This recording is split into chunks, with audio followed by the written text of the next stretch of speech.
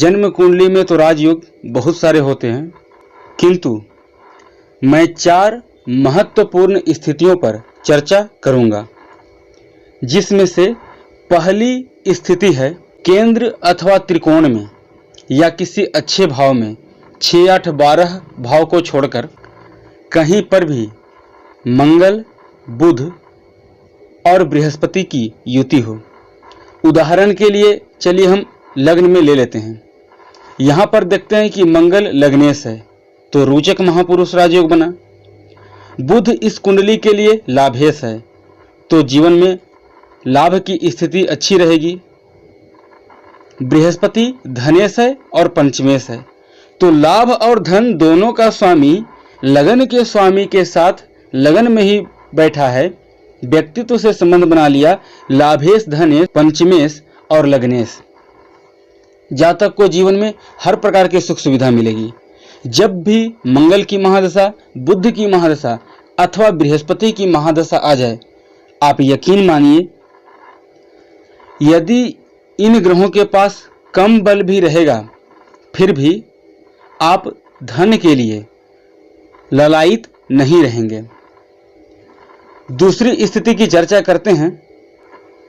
सूर्य, बृहस्पति और मंगल की युति कहीं पर भी हो जाए। कहने का तात्पर्य है 6, 8, 12 को छोड़कर। चलिए दशम भाव को उदाहरण स्वरूप ले लेते हैं।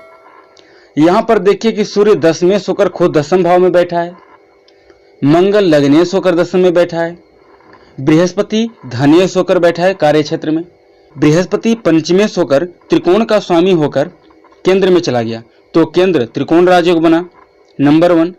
दूसरा, बृहस्पति और मंगल की युति से परिजात योग का निर्माण हुआ। तीसरा, सूर्य और मंगल की युति से पराक्रम योग का निर्माण हुआ। चौथा, मंगल दशम भाव में है तो कुल दीपक राजयोग बना। 5वां, अमल कीर्ति राजयोग बना क्योंकि लगन से दशम भाव में शुभ ग्रह है। छठा, दशम भाव में कोई 2 ग्रह हो तो जातक जिस भी क्षेत्र में होता है उस क्षेत्र में मशहूर होता है। 7वां, 3 अथवा 3 से अधिक ग्रह हो तो ये नृप योग बनता है। नृप योग यानी जातक राजा के समान, राजा के समतुल्य जीवन व्यतीत करने वाला होता है। किसी भी प्रकार की सुख सुविधा की कमी नहीं होती है। आइए अब तीसरी स्थिति पर चर्चा करते हैं। चंद्रमा, बृहस्पति और बुध की युति हो जाए तो इस लग्न की कुंडली के लिए अत्यंत श्रेष्ठ स्थिति रहेगी। चलिए उदाहरण स्वरूप ले लेते हैं सप्तम भाव में। यहाँ पर चंद्रमा, बृहस्पति और बुध 3 ग्रह बैठे हैं। देखिए कि बृहस्पति धनेश और पंचमेश है, बुध लाभेश है, चंद्रमा भाग्येश है। भाग्येश होकर अपने से एकादश भाव में उच्च का होकर बैठा है, पंचमेश बृहस्पति के साथ। लाभेश धनेश की युति व्यापार के भाव में भाग्येश के साथ। यहाँ पर बृहस्पति और चंद्रमा की युति से गज के श्रीयों का निर्माण हुआ। लाभेश धनेश व्यापार के भाव में बैठा है। ये अत्यंत श्रेष्ठ स्थिति है क्योंकि 2 त्रिकोण के स्वामी बैठे हैं। जातक व्यापार के क्षेत्र में लाभवान धनवान होगा और दोनों त्रिकोण के स्वामी नवमेश और पंचमेश बृहस्पति और चंद्रमा की युति सप्तम भाव में है जो कि केंद्र का भाव है। यदि केंद्र भाव में बैठ जाएं तो श्री महालक्ष्मी योग का निर्माण होता है तो यहाँ पर श्री महालक्ष्मी योग भी बन गया। सर्वप्रथम ये जातक का ससुराल पक्ष धनवान होगा। दूसरा कि जातक का जीवन साथी गुणी, संस्कारी, विद्वान, कुल को आगे बढ़ाने वाली होगी।